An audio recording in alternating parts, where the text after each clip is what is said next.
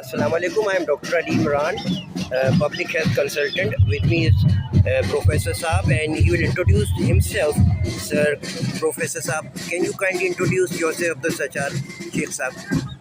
Introduce yourself. Assalamualaikum. My name is Dr. Absar Sheikh. I am a pediatric cardiologist, head of Department of NSUD, Karachi. I am also the professor of pediatric cardiology at Sheikh Zayed Hospital, Quetta. So our main service is to provide the awareness regarding the heart diseases, congenital heart disease, whether starting from the inside the mother to the postnatal life, means after the birth.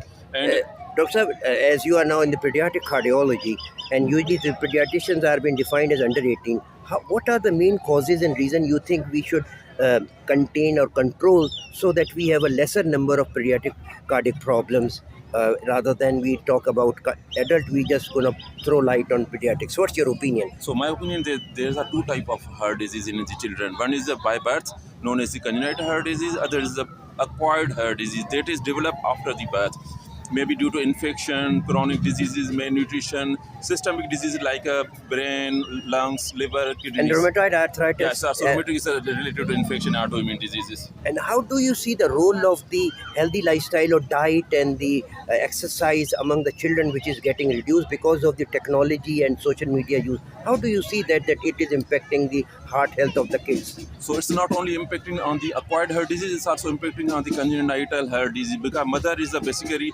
source for the nutrition of the babies and for the formation of the all viscerals. So if a nutrition is not well maintained inside the mother, also if mother is not vaccinated, there's a blood pressure or sugar within the mother, it is directly impacting on the baby. It's all this visceral system, especially the cardiovascular system. So other than this, if any child who is starting from the neonatal life, if multi-nutrition, micro and macronutrients are not well maintained or excessively utilized, like nowadays obesity is a well-known problem Issue of the kids. And now last message for all the people from the birth to the oldest people. What is your collective message for the prevention of cardiac diseases? So my main message: balance your life, your diet, your style, and your sleeping pattern, because these all are the things that directly, indirectly affecting all the body organs, especially cardiovascular. I am very much thankful, Professor Abdul Sattar Sheikh, for your